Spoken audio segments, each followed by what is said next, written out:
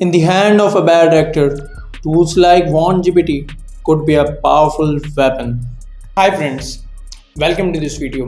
तो इस वीडियो के शुरू में जो आपने कोड सुना और जिसमें जिक्र किया गया WanGPT जो कि एक AI टूल है, वो इतना डेंजरस क्यों है?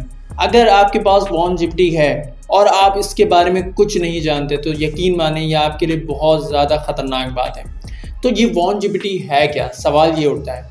WanGPT को डेवलप किया गया 2021 में बाय अ साइबर क्रिमिनल, और इस साइबर क्रिमिनल की कोई भी आइडेंटिटी अभी तक किसी को भी नहीं पता है।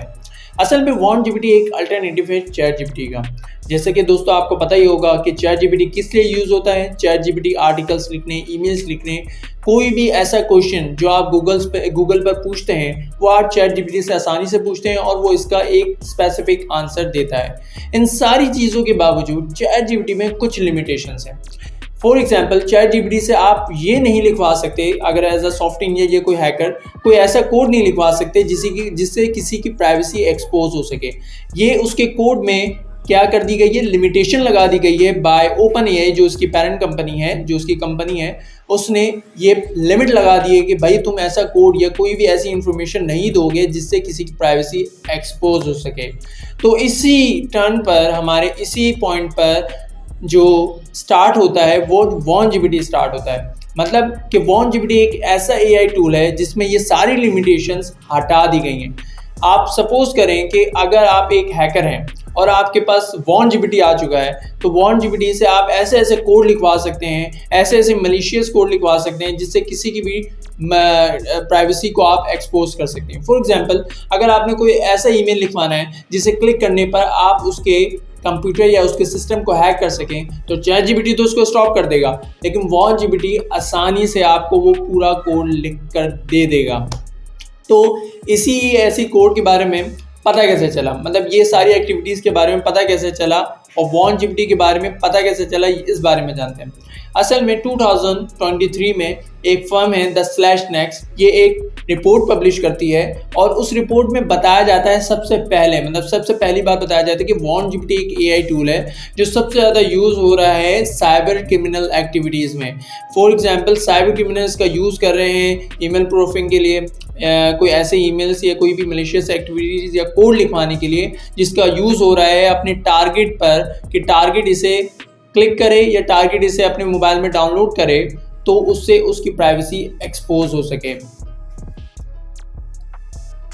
WanGPT को आप आसानी से डाउनलोड नहीं कर सकते, और ये क्यों? क्योंकि WanGPT जिस जगह पर है वो खुद एक बहुत ज़्यादा ख़तरनाक जगह है। असल में WanGPT जो एक AI टूल है, इसको तो वैसे बहुत सारी वेबसाइट दावा करती हैं कि हमारे पास है। गूगल पर आप लिखेंगे WanGPT, how to download WanGPT, तो बहुत सारी वेबसाइट बनेंगी हमारे पास है, लेकिन ये सब फ्रॉड है और वो आपसे मंथली सब्सक्रिप्शन मांगेंगे। असल में WanGPT सिर्फ एक ही जगह पर मौजूद है और जिसका नाम है डार्क वेब। जी हाँ, डार्क वेब पर ये मौजूद है मंथली सब्सक्रिप्शन पर, और जिसकी मंथली चार्ज है $100।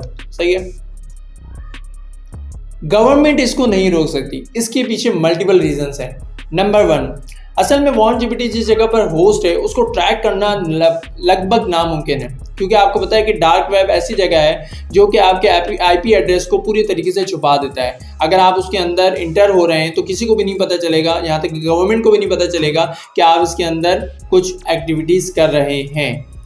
रीज़न नंबर 2, बहुत सारी कंट्रीज़ में AI टूल के ज़रिए आप ऐसी मलिशियस एक्टिविटीज़ कर सकते हैं, वहाँ लीगल है, तो वहाँ आप ऐसा कोई कानून पास करवा ही नहीं सकते या कोई ऐसे अरेस्ट नहीं कर सकते किसी को कि वो AI टूल का यूज़ कर रहे हैं मलिशियस एक्टिविटीज़ के लिए।